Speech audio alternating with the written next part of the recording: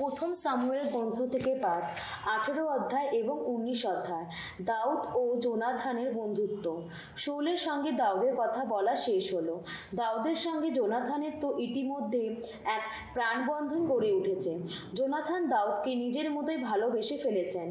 সেই দিনে শাউল দাউদকে নিজের কাছে নিযুক্ত করলেন। তাকে তিনি তার বাবার কাছে ফিরে যেতে দিলেন না। জোনাথান দাউদকে নিজের মতোই ভালোবাসতেন বলে তার সঙ্গে এক মৈত্রী বন্ধনে নিজেকে বেঁধে নিলেন। তিনি নিজের ওপরের পোশাকটি খুলে তা দাউদের হাতে তুলে দিলেন, আর সেই সঙ্গে দিলেন ভেতরের পোশাকটিও, এমনকি নিজের তলোয়ার, ধনু এবং কোমরবন্ধনীও। এরপরে দাউদ নানা রণ অভিযানে গেলেন। শাউল যে কাজে তাকে পাঠালেন সেই কাজে তিনি সফল হলেন। তাই শাউল তাকে যোদ্ধাদের নেতৃত্ব ভার দিলেন। সমস্ত সৈন্য, এমনকি শাউলের কর্মচারীও এতে খুশি হলো। পরে হলো কি, সৈন্যদল শেষে যখন দেশে ফিরে এলো, সেই ফিলিস্তিনাকে মেরে ফেলার পর দাউদ নিজেও যখন ফিরে এলেন, তখন ইসরায়েল দেশের মেয়েরা রাজা শাউলকে স্বাগত জানাবার জন্য যে যার শহর ছেড়ে বেরিয়ে পড়ল। তাদের হাতে খঞ্জনি আর তেতারা, তাদের গলায় আনন্দধ্বনি। নাচতে নাচতে তারা গাইছিল, প্রাণ খুলে নাচতে নাচতে তারা দোহার দিয়ে গাইছিল। শাউলের হাতে নিহত হয়েছে হাজার হাজার প্রাণ, দাউদের হাতে অযুত প্রাণ। এতে কিন্তু শাউল খুবই বিরক্ত হলেন। গানটা তার মোটেই ভালো লাগলো না। তিনি বলতে লাগলেন, সে কি, ওরা কি না বলে, দাউদের বেলায় অযুত আর আমার বেলায় শুধু হাজার হাজার। ওর তো দেখছি শুধু রাজক্ষমতাটুকুই পেতেই বাকি আছে। সেদিন থেকে শাউল দাউদকে ঈর্ষার চোখেই দেখতে লাগলেন। পরের দিন ঈশ্বরের পাঠানো এক অপশক্তি হঠাৎ শাউলের ওপর ভর করল। ফলে শাউল সেখানে নিজের বাড়ির মধ্যেই পোলাপ বকতে লাগলেন। প্রতিদিনের মতো দাউদ তখন বীণা বাজাচ্ছিলেন। সেই সময় শাউলের হাতে তার বর্শা ছিল। হঠাৎ তিনি বর্শাটি ছুঁড়ে মারলেন। ভাবলেন দাউদকে দেওয়ালের গায়ে গেঁথে ফেলবেন, কিন্তু দাউদ দুবার আঘাত এড়িয়ে গেলেন। শাউল এবার দাউদকে ভয়ের চোখে দেখতে লাগলেন। তিনি বুঝতে পারলেন ভগবান এখন তাকে পরিত্যাগ করেছেন, তিনি দাউদের সঙ্গে সঙ্গে আছেন। তাই তিনি দাউদকে আর নিজের কাছে রাখলেন না, তাকে 1000 সৈন্যের অধিনায়ক করে তুললেন। তারপর থেকে সমস্ত অভিযানে দাউদ সৈন্যদলের পুরোধার ভূমিকা পালন করতে লাগলেন। দাউদের সব কর্ম প্রচেষ্টা তখন সফল হলো, কেননা ভগবান তার সঙ্গে সঙ্গে ছিলেন। তিনি যে এমনভাবে সফল হচ্ছেন তা দেখে শাউল তাকে খুব ভয়ের চোখে দেখতে লাগলেন। ইসরায়েল ও জুদার সকলে দাউদকে ভালোবাসত, কেননা সমস্ত অভিযানে তিনি তাদের পুরোধা থাকতেন। একদিন শাউল দাউদকে বললেন, এই দেখো আমার বড় মেয়ে মেরাব, এর সঙ্গে আমি তোমার বিয়ে দিতে চাই। তোমাকে শুধু আমার একজন সাহসী সেবক হতে হবে, ভগবানের যোদ্ধা হয়ে যুদ্ধ চালিয়ে যেতে হবে। আসলে শাউল মনে মনে চেয়েছিলেন আমার হাতে নয়, বরং ফিলিস্তিনদেরই হাতে মরা পড়ুক। দাউদ শাউলকে উত্তর দিলেন, কেই বা আমি, আমার জীবনের মূল্যই বা কী, আর ইসরায়েল আমার পিতৃকুলের কি প্রতিষ্ঠাই বা আছে যে আমি মহারাজার জামাই হব? কিন্তু দেখা গেল যে সময় দাউদের সঙ্গে শাউলের কন্যা মেরাবের বিয়ে হওয়ার কথা ছিল, সেই সময় তার বিয়ে দেওয়া হলো মেহালাতীয় আদ্রিয়েলের সঙ্গে। এদিকে শাউলের কন্যা মিখাল দাউদের প্রেমে পড়েছিলেন। এই কথা যখন শাউলকে জানানো হলো, তখন তিনি মনে মনে খুশি হলেন। তিনি ভাবলেন, আমি মিখালের সঙ্গে ওর বিয়ে দেব, মিখাল ওর পথের ফাঁদ হয়ে উঠুক, এই হোক ফিলিস্তিনদের হাতে ওর মৃত্যু ঘটানোর উপায়। তাই শাউল তখন দাউদকে তার জামাই হওয়ার এক দ্বিতীয় সুযোগ দিলেন। তিনি নিজের কর্মচারীদের হুকুম দিলেন, দাউদকে একান্তে ডেকে তোমরা তাকে এই কথা বলো, রাজা তোমাকে স্নেহের চোখেই দেখেন, তার সমস্ত কর্মচারীও তোমাকে ভালোবাসে, সুতরাং রাজার জামাই হয়ে যাও। রাজকর্মচারীরা রাজার ওই কথাগুলো দাউদকে শোনালেন। কিন্তু দাউদ তখন উত্তর দিলেন, তোমার কি মনে করো রাজার জামাই হওয়া একটা তুচ্ছ ব্যাপার? আমার না আছে সম্পদ, না আছে প্রতিষ্ঠা। শাউলের কর্মচারীরা তাকে দাউদের এই উত্তর জানিয়ে দিলেন। শাউল তখন বললেন, তোমরা এবার দাউদকে বলো, রাজা কোন বিবাহ কোন চাইছেন না, শুধু পেতে চাইছেন তার শত্রু ফিলিস্তিনদের ওপর নেওয়া প্রতিশোধ হিসাবে ওদের 100 জনের লিঙ্গ মুখের ত্বক। আসলে শাউল চেয়েছিলেন এইভাবে ফিলিস্তিনদের হাতে দাউদের মৃত্যু ঘটুক। শাউলের কর্মচারীরা দাউদকে ওই কথা জানালো। জানলো দাউদ যে ওইভাবে রাজার জামাই হতে পারবেন তা জেনে খুশি হলেন।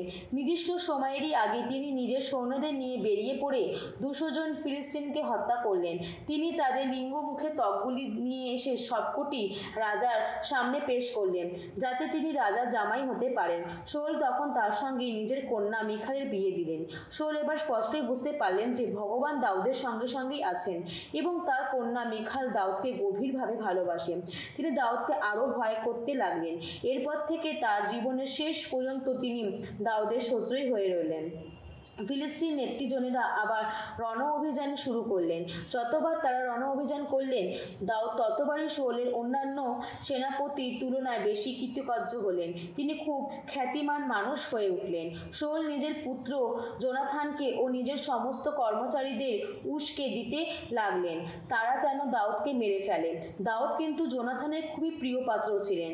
তাই জোনাথান দাউদকে সতর্ক করে দিয়ে বললেন, আমার বাবা শৌল কিন্তু তোমাকে মেরে ফেলবার পথ খুঁজছেন। কাল সকালে সাবধানে থেকো, তুমি বরং কোনো গোপন জায়গায় লুকিয়ে থেকো আর আমি তখন বাইরে বেরিয়ে তুমি যেখানে থাকবে বাবার সঙ্গে সেই খোলা জায়গায় আসব। তোমার সম্বন্ধে বাবার সঙ্গে কথা বলে ব্যাপারটা কি দাঁড়ায় তা বুঝে নিয়ে আমি তোমাকে পরে তা জানাবো। পরের দিন জোনাথান তার পিতা শৌলের কাছে দাউদের প্রশংসা করে বললেন, মহারাজ, আপনার সেবক দাউদের প্রতি কোনো অন্যায় করবেন না, কেননা সেও তো আপনার প্রতি কোনো অন্যায় করেনি। আসলে সে যা কিছু করেছে তাতে আপনার যথেষ্ট উপকারী হয়েছে। সেদিন সে তো নিজের প্রাণ বিপন্ন করে ওই ফিলিস্তিনকে মেরে ফেলেছিলেন। ভগবান ওইভাবে সমগ্র ইসরায়েল জাতির এক মহাবিজয় ঘটিয়েছিলেন। আপনি তো নিজের চোখে সবকিছু দেখেছিলেন আর তখন গভীর আনন্দ পেয়েছিলেন। তাহলে এখন দাউদকে অকারণে মেরে ফেলে আপনি কেনই বা নির্দোষ মানুষের রক্তপাত ঘটিয়ে অন্যায় করবেন? শৌল জোনাথানের কথা মেনে নিলেন। তিনি তখন শপথ করে বললেন, ভগবানের অস্তিত্বেরই দিব্যি দিয়ে বলছি আমি, ওকে হত্যা করা হবে না। পরে জোনাথান দাউদকে ডেকে তাকে ওই সব কথা জানালেন। তারপর তিনি দাউদকে শৌলের কাছে নিয়ে এলেন আর দাউদও আবার আগের মতোই রাজার সেবা করতে লাগলেন। একসময় যুদ্ধ আবার শুরু হলো। দাউদ অভিযানে বেরিয়ে ফিলিস্তিনদের বিরুদ্ধে যুদ্ধ করলেন। তিনি তাদের দারুণ পরাজয় ঘটালেন। তারা তার সামনে থেকে পালিয়ে গেল। একদিন হলো কি, শৌল নিজের বাড়িতে বসেছিলেন। তার হাতে ছিল তার বর্ষা। এমন সময় ভগবানের পাঠানো এক অপশক্তি হঠাৎ তার ওপর ভর করল। দাউদ তখন সেখানে বীণা বাজাচ্ছিলেন। শৌল বর্ষা দিয়ে দাউদকে দেওয়ালের গায়ে গেঁথে ফেলবার চেষ্টা করলেন, কিন্তু দাউদ শৌলের আঘাত থেকে নিজেকে বাঁচালেন। ফলে শৌলের বর্ষাটা দেওয়ালেরই গেঁথে গেল। দাউদ তখন ছুটে পালিয়ে গিয়ে রক্ষা পেলেন। সেই রাতে শৌল দাউদের বাড়িতে একদল লোক পাঠালেন। তারা দাউদের ওপর নজর রাখবে আর সকালে তাকে মেরে ফেলবে। দাউদের স্ত্রী মিখাল তাকে সে কথা জানিয়ে বললেন, তুমি যদি এই রাতেই এখান থেকে না পালাও কাল সকালে তোমাকে মেরে ফেলা হবে। মিখাল তখন দাউদকে জানলা দিয়ে নেমে যেতে সাহায্য করলেন। তারপর দাউদ সেখান থেকে পালিয়ে গিয়ে রক্ষা পেলেন। এদিকে মিখাল গৃহদেবতার একটা মূর্তি এনে তা বিছানার ওপর শুইয়ে রাখলেন। মাথার দিকে ছাগলের লোম দিয়ে তৈরি একটি বালিশ রেখে তিনি মূর্তিটি একটি চাদর দিয়ে ঢেকে দিলেন। পরে শৌল দাউদকে ধরবার জন্য কয়েকজন লোক পাঠালেন, কিন্তু মিখাল বললেন উনি অসুস্থ। কিন্তু শৌল সেই লোকেদের আবার পাঠালেন, এবার যেন তারা দাউদের সঙ্গে দেখা করে আসে। শৌল এই আদেশও দিলেন, তোমরা ওকে খাটে করে আমার কাছে বয়ে আনবে, ওকে আমি মেরে ফেলতে চাই। ঘরে ঢুকে শৌলের পাঠানো লোকেরা দেখল আসলে বিছানায় পড়ে আছে গৃহদেবতার সেই মূর্তিখানি আর মাথার দিকে ছাগলের লোম দিয়ে তৈরি সেই বালিশটা। তখন শৌল মিখালকে বললেন, তুই আমার সঙ্গে অমন ছলনা করলি কেন? আমার শত্রুকে কেনই বা অমনভাবে পালিয়ে গিয়ে রক্ষা পেতে সাহায্য করলি? উত্তরে মিখাল বললেন, উনি তো আমাকে বলেছিলেন আমাকে এখান থেকে চলে যেতে সাহায্য করো, নইলে তোমাকে মেরেই ফেলবো। ওইভাবে পালিয়ে বাঁচবার পর দাউদ রামায় সামুয়েলের কাছে গেলেন। শৌল তার বিরুদ্ধে যা কিছু করেছেন সেই সব কথা তিনি সামুয়েলকে জানিয়ে দিলেন। সামুয়েলের সঙ্গে তিনি তখন নায়োতে গিয়ে থাকতে লাগলেন। শৌলকে এই কথা জানানো হলো, দাউদ এখন তো রামার কাছে নায়াতেই রয়েছেন। তখন শৌল দাউদকে ধরবার জন্যে সেখানে কয়েকজন লোক পাঠালেন। নায়তে তারা দেখল স্থানীয় প্রবক্তা মণ্ডলী ভাবাবিষ্ট হয়ে নানা কথা বলছেন। তাদের সামনে দাঁড়িয়ে আছেন সামুয়েল। তখন হলো কি, শৌলের পাঠানো সেই লোকেদের ওপর ঈশ্বরের আত্মিক প্রেরণা অধিষ্ঠিত হলো। ফলে তারাও ভাবাবিষ্ট হয়ে নানা কথা বলতে লাগলো। এই খবর পেয়ে শৌল আর একদল লোক সেখানে পাঠালেন, কিন্তু এরাও তেমনি ভাবাবিষ্ট হয়ে নানা কথা বলতে লাগলো। শৌল তখন তৃতীয় একদল লোককে সেখানে পাঠালেন, কিন্তু এরাও তেমনি ভাবাবিষ্ট হয়ে নানা কথা বলতে লাগলো। শেষে শৌল নিজেই রামায় গেলেন। শেকু নামে জায়গাটিতে যে বড় কুয়োটি রয়েছে সেটির কাছে এসে পৌঁছে তিনি জিজ্ঞেস করলেন, সামুয়েল আর দাউদ কোথায় রয়েছেন? তাকে বলা হলো, তারা রামার কাছে নায়াতেই রয়েছেন।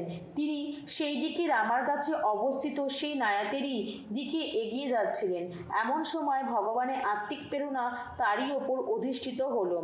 তখন তিনি রামার কাছে অবস্থিত নায়াতে এসে না পৌঁছানো পর্যন্ত সেই ভাবাবিষ্ট অবস্থায় নানা কথা বলতে বলতে হেঁটে চললেন। তিনিও তখন নিজের জামা কাপড় খুলে ফেললেন। তিনিও সেখানে সামুয়েলের সামনে ভাবাবিষ্ট হয়ে নানা কথা বলতে লাগলেন। তারপর সেই নগ্ন অবস্থায় তিনি সারাদিন ও সারা রাত সেখানে শুয়ে রইলেন। সেজন্য কথায় বলে, শেষ পর্যন্ত শৌল নিজেও কি প্রবক্তাদের একজন হয়ে উঠলেন নাকি?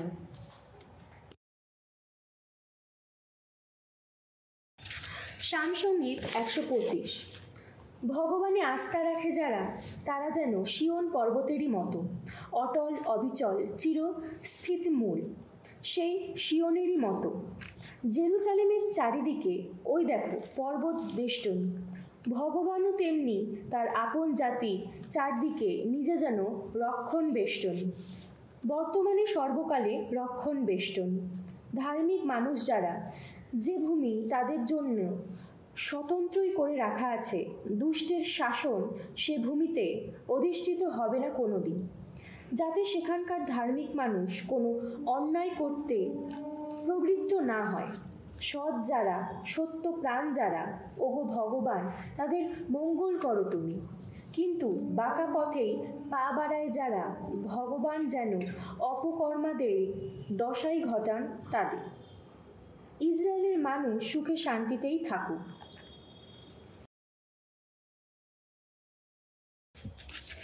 সাধু মার্ক রচিত মঙ্গল সমাচার 8 অধ্যায় 22 থেকে 38 পদ। অন্ধের দৃষ্টিদাতা যিশু। এবার যিশু ও তার শিষ্যরা বেথসাইদা গ্রামে এসে পৌঁছলেন। লোকেরা একজন অন্ধকে যিশুর কাছে এনে অনুরোধ জানালো তিনি যেন তাকে একবার স্পর্শ করেন। যিশু তখন অন্ধ লোকটির হাত ধরে তাকে গ্রামের বাইরে নিয়ে গেলেন। তারপর তার চোখ দুটিতে খানিকটা থুতু লাগিয়ে তিনি তার উপর একবার হাত রাখলেন।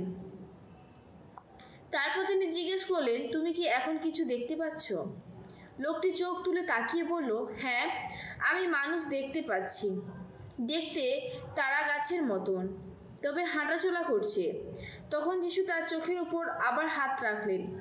লোকটি এবার ঠিক মতো দেখতে পেল। সে এখন সেরে উঠেছে, সব কিছু স্পষ্টভাবে দেখতে পাচ্ছে। যিশু তখন তাকে এই বলে বাড়ি পাঠিয়ে দিলেন, তুমি এখন ওই গ্রামের মধ্যে একেবারে যেও না। এরপর যিশু ও তার শিষ্যেরা ফিলিপের নগরী সিজারিয়া অঞ্চলের গ্রামগুলির দিকে রওনা হলেন।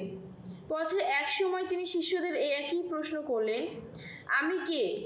এই বিষয়ে লোকেরা কি বলে? তারা উত্তর দিলেন, কেউ বলে আপনি দীক্ষাগুরু যোহন, কেউ বলে আপনি এলিও, আবার কেউ বলে প্রবক্তাদের মধ্যে একজন। তখন তিনি জিজ্ঞেস করলেন, আর তোমরা, আমি কে? এই বিষয়ে তোমরা বা কি বলো? উত্তরে পিতর বললেন, আপনি স্বয়ং খ্রিস্ট। যিশু তাদের তখন দৃঢ়ভাবে নিষেধ করে বলে দিলেন, তার পরিচয় তার যেন কাউকে না জানায়। তারপর তিনি তাদের বোঝাতে লাগলেন যে মানবপুত্রের বহু যন্ত্রণা ভোগ করতে হবে, প্রবীণদের ও প্রধান যাজকদের দ্বারা এবং শাস্ত্রীয় দ্বারা তাকে প্রত্যাখ্যাত হতে হবে, তাকে নিহত হতে হবে, তারপর 3 দিন পরে তাকে পুনরুত্থান করতে হবে। এইসব কথা যিশু স্পষ্টই ভাবেই বলেন। তখন পিতর তাকে এক পাশে নিয়ে গিয়ে অনুযোগ করতে লাগলেন, কিন্তু যিশু ফিরে দাঁড়ালেন এবং শিষ্যদের দিকে তাকিয়ে পিতরকে ধমক দিয়ে বললেন, আমার সামনে থেকে দূর হও শয়তান, তোমার এই যে ভাবনা এ তো মানুষেরই, ঈশ্বরের তো নয়। যিশু তখন তার শিষ্যদের এবং অন্য সকলের কাছে ডেকে বললেন, কেউ যদি আমার অনুগামী হতে চায় তবে সে আত্মত্যাগ করুক এবং নিজের ক্রুশ তুলে নিয়ে আমার অনুসরণ করুক। কেননা যে নিজের প্রাণ বাঁচাতে চায় সে নিজেকেই হারাবে, কিন্তু আমার জন্য ও মঙ্গল সমাচারের জন্য যে নিজের প্রাণ হারাবে সে নিজেকেই বাঁচিয়ে রাখবে। সারা জগৎকে পেয়ে কেউ যদি তার ফলে নিজেরই সর্বনাশ ঘটিয়ে ফেলে তাতে তার কী বা লাভ হলো? মানুষ তখন কোনো মূল্যেই বা নিজেকে আবার ফিরে পেতে পারে?